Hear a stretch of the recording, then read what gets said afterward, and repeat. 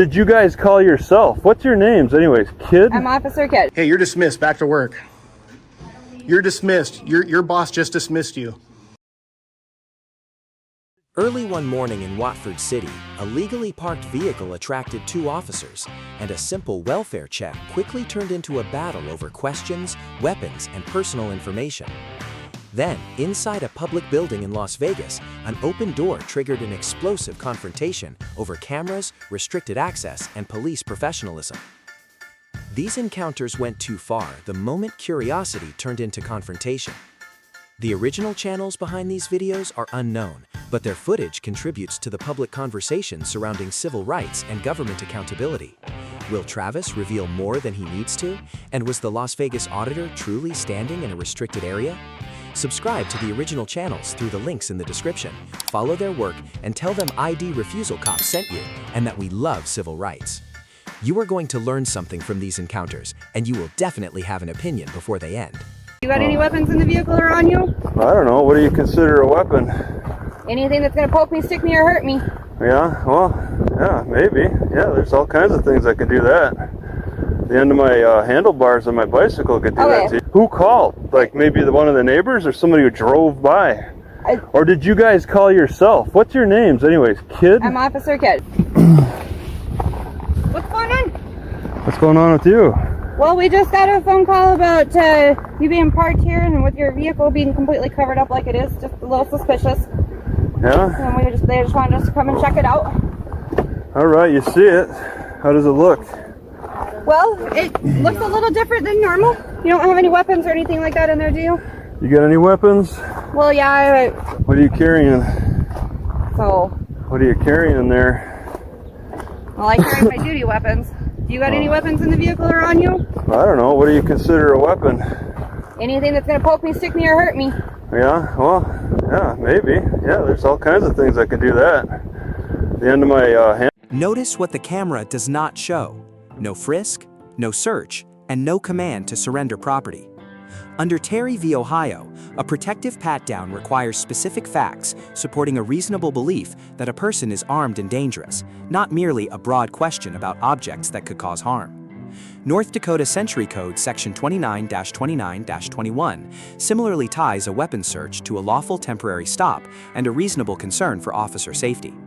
A consensual question may be asked, but consent and detention are not the same thing.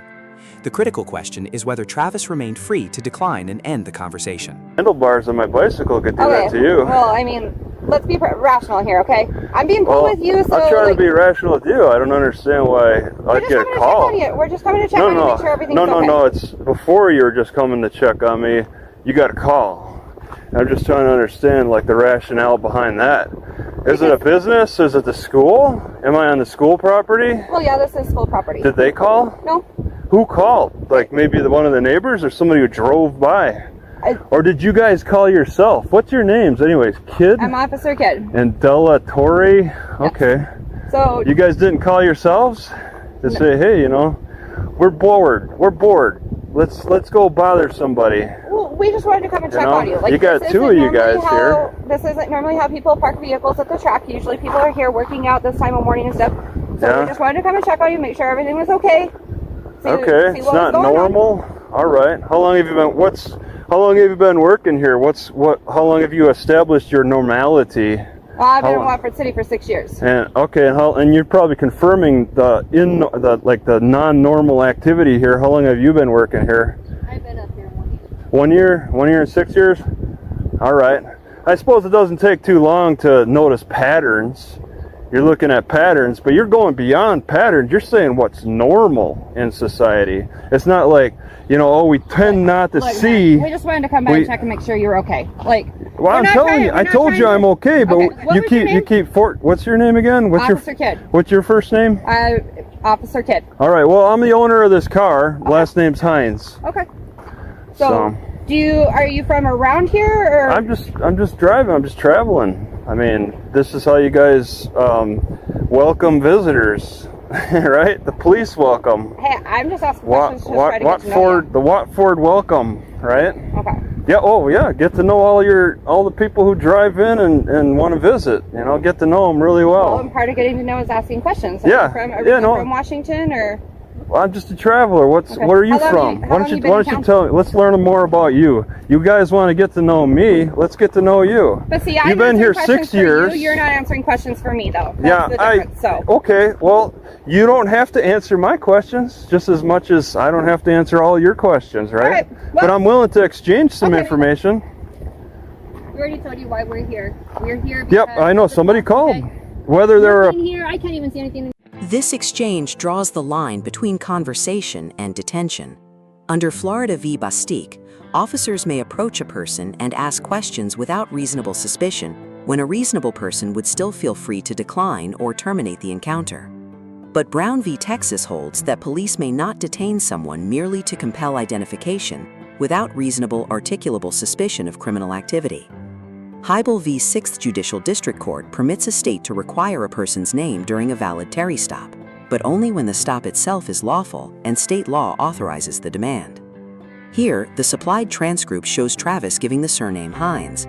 It does not show a demand for physical ID or a refusal to identify. Your car, it's all covered up. That's not normal. It's not illegal, though. Again. Right? Okay, here. How about you let me speak first and then I'll let you. Yeah, go ahead. Go. No, you already talked. It's all covered up. We can't see anything. We're just checking to make sure everything's okay. Okay. You're okay. You're the only one here. That is all we're here for, to make sure you're okay. Yeah, see you're that? telling me you're good. You look I'm okay communicating. to me. Thank you. That is it. You look fine to me. Thank you very much. All right. Enjoy All right. the rest Have a of good the one. Yep. One encounter ended with a heated dispute over cameras and public access. But the next story proves that conflict doesn't always begin inside a building. Sometimes it starts with nothing more than a legally parked vehicle and a simple question that changes everything. Just had a question real quick, sorry to interrupt you guys. What part of the building is public, or is there anything special if I'm on a time frame worth seeing, like any fountains or artwork or anything cool? Oh, it's all open to the public. Okay. It's only like... Anything special though, like if you were just on it, because it's a big building. There's an exhibit. Yeah. The open door is visually powerful, but it does not settle the legal question. Under Perry Education Association v. Perry Local Educators Association, government ownership alone does not transform every interior room into a public forum. Access depends on the property's purpose and how the government has opened it for public use. A lobby serving visitors may be treated differently from an employee office, records room, or badge-controlled workspace. Nevada's trespass statute, NRS 207.200, focuses in part on whether a person knowingly enters or remains after receiving sufficient warning not to do so. The decisive facts would include the posted signs, the badge system, staff instructions, the room's normal function, and whether he remained after being clearly directed out. There's an exhibit open to public. Okay, is that down there? Yeah. Perfect. The main lobby. Thanks. All right, let's go check out the exhibit, guys.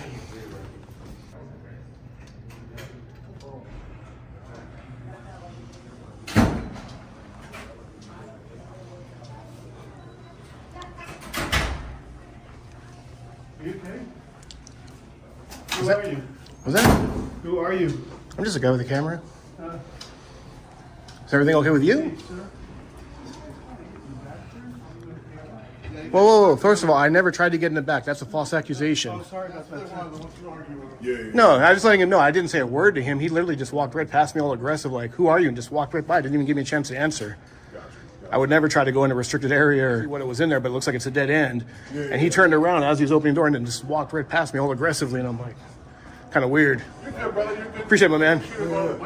Yeah. Hey, when the security up front mentioned something about an art exhibit, are they just talking about all this stuff? Yeah. Is there anything else worth seeing? It's my first time here.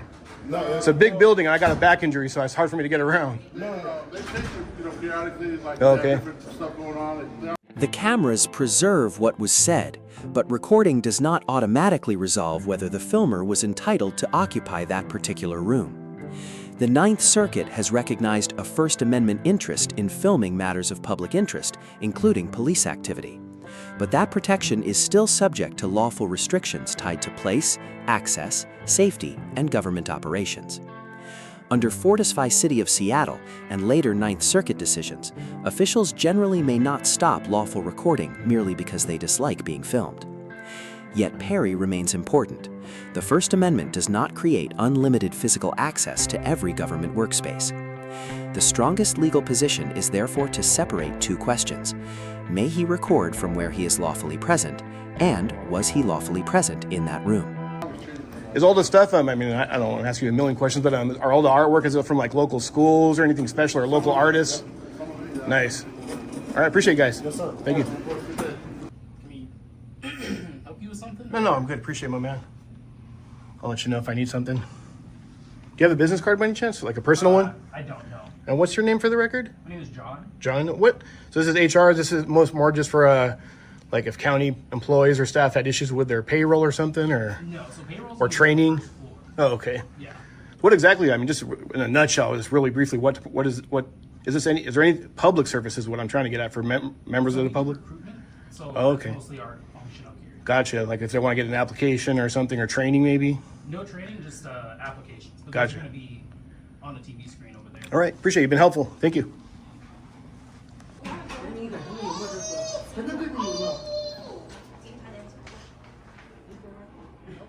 So you are here for me, I gotcha. This is a pretty big building, sir. Right, it's just kind of funny how where I'm at, all of that security just randomly walking around. Nothing wrong with patrolling and making sure it's safe. I'm not saying doing anything wrong, it's just interesting. I'm glad that you're saying that. Yeah. They met us start recording.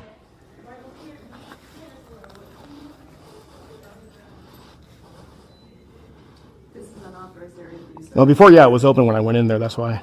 This was open? Yeah, it was open. That's why I walked in, and the lady just asked if I needed help. She didn't say not to come in or anything. She just asked if I needed help. I said, no, I'm good. I'm just getting a couple shots, and I'll be on my way. I was honest with her. And then she just walked away, so I'm not sure if she's the one that called or... If there is badging, you're not to be in here, so you can walk out. Well, just to be fair, ma'am, all doors have badging, but when they're open... doors, sir. Most doors do. Just like a front door, they're locked during operational hours, ma'am. You're wrong on that.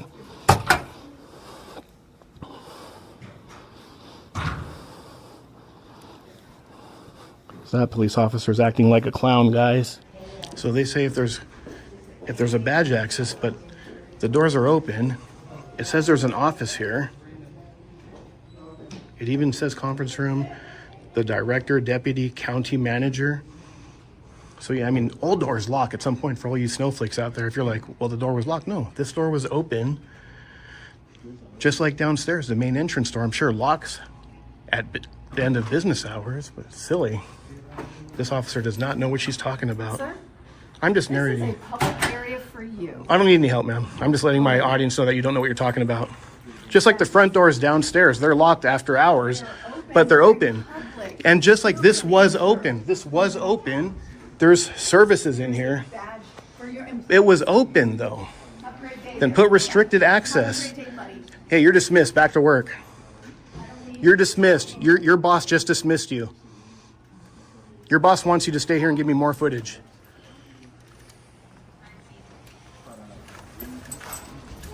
You're dismissed. Your boss just dismissed you. Your boss wants you to stay here and give me more footage.